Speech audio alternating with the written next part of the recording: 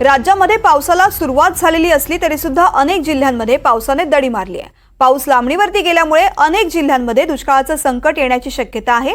या जिल्ह्यामधील पावसाच्या स्थितीचा आढावा घेऊयात या रिपोर्टमधून।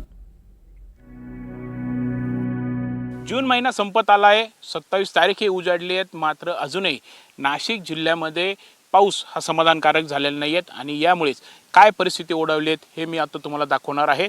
मी एखाद्या मैदानात उभा आहे असं तुम्हाला वाटत असेल, मात्र हे कुठलंही मैदान नाही तर दिंडोरी तालुक्यातील ओझरखेड धरण आहेत। धरण क्षेत्रामध्ये मी उभा आहे। आपण जर बघितलं तर धरण हे कोरडा पडलेलं आहे। 0% एवढा पाणी साठा जो आहे तो बघायला मिळतोय।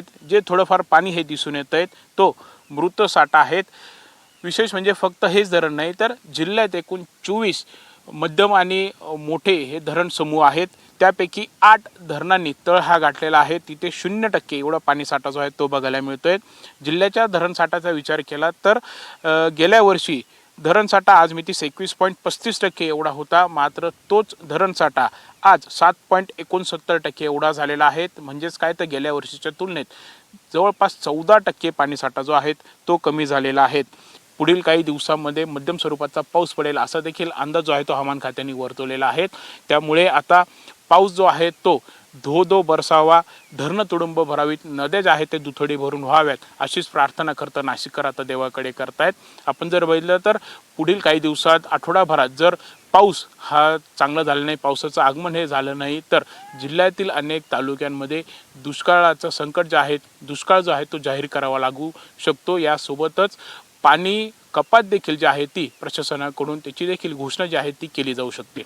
कॅमेरामॅन विकी पवार सह प्रांजल कुलकर्णी, NDTV मराठी, नाशिक।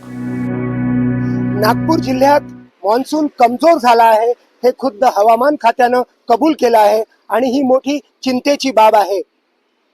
जून महिन्यामध्ये नागपूर जिल्ह्यामध्ये सामान्यापेक्षा फक्त 67% पाऊस झाला तर नागपूर विभागात फक्त 54% पाऊस झाला। या आठवड्यामध्ये मध्यम दर्जाचा मान्सून सक्रिय होण्याची अपेक्षा होती, मात्र मान्सून कमजोर झाल्यामुळे पाणीबाणीची बिकट परिस्थिती निर्माण झालेली आहे। तलाव आणि धरणातील जलस्तर फार लक्षणीय प्रमाणात घटलेला आहे। पेरण्या सुद्धा खोळंबलेले आहेत। 100 मिलीमीटर पाऊस न झाल्याने अत्यल्प प्रमाणात पेरण्या झालेल्या आहेत। पिण्याच्या पाण्यासाठी ओरड देखील सुरू झालेली आहे। अलीकडच्या काळामध्ये मटका आंदोलन सुद्धा मोठ्या प्रमाणात पाहायला मिळालं। नागपूर शहर आणि ग्रामीण मिळून किमान 140 टँकर्सद्वारे विविध वस्त्यामध्ये पाणी पुरवठा होत असल्याचा सरकारी आकडा आहे। एकूण काय तर येत्या काही दिवसात मान्सून मजबूतीने पुन्हा सक्रिय झाला नाही तर दुष्काळाची बिकट परिस्थिती पाहायला मिळेल। संजय तिवारी, NDTV मराठी, नागपूर। भंडारा जिल्हा हा धान उत्पादकांचा जिल्हा म्हणून संपूर्ण महाराष्ट्रात भंडारा जिल्ह्याची ओळख आहे। तांदळाचे कोठारसुद्धा भंडारा जिल्ह्यात मोठ्या प्रमाणात आहे। 1100च्या वरती तलावसुद्धा आहेत। गोसेखुर्द आणि बावनथडी असे 2 प्रकल्प भंडारा जिल्ह्यात आहेत। मात्र सध्या जून महिना आठवडा जरी संपला असला तरी, जून महिन्यात संपत जरी आला तरी परिस्थिती अत्यंत भयानक आहे, कारण की पाऊस बरसला नाही। आपण एकंदरीत बघू शकता, मी सध्या एका बांध्यावर आहे, आपण बघू शकता एकंदरीत परिस्थिती एकदम वाईट परिस्थिती आहे। संपूर्ण कोरडहून ही शेती आपल्याला दिसत आहे आणि खऱ्या अर्थाने शेतकरी राजा हा वाट बघत आहे फक्त पावसाची। जिल्ह्यात 1 जूनपासून 23 जूनपर्यंत केवळ सरासरी 48.6 मिलीमीटर पावसाची नोंद झालेली आहे आणि बघितलं असेल तर पेरण्या संपूर्ण रगडल्या। जिल्ह्यात खरीप क्षेत्र 1,89,155 हेक्टर असून आतापर्यंत 405 हेक्टर पेरणी लागवड झालेली आहे। त्यामुळे जिल्ह्यात अशी जर विदारक परिस्थिती असेल तर मोठी भयानक परिस्थिती निर्माण होणार आहे। दुष्काळ निर्माण होऊ शकतो अशी परिस्थिती निर्माण झालेली आहे आणि त्यामुळे यंदा धान उत्पादक शेतकरी वाट बघत आहे फक्त पावसाची। पाऊस कधी बरसेल आणि शेतकऱ्यांना दिलासा कधी मिळेल हीच वाट आता जिल्ह्यातील शेतकरी बघत आहे। तेजस मोहतूर, NDTV मराठी, भंडारा।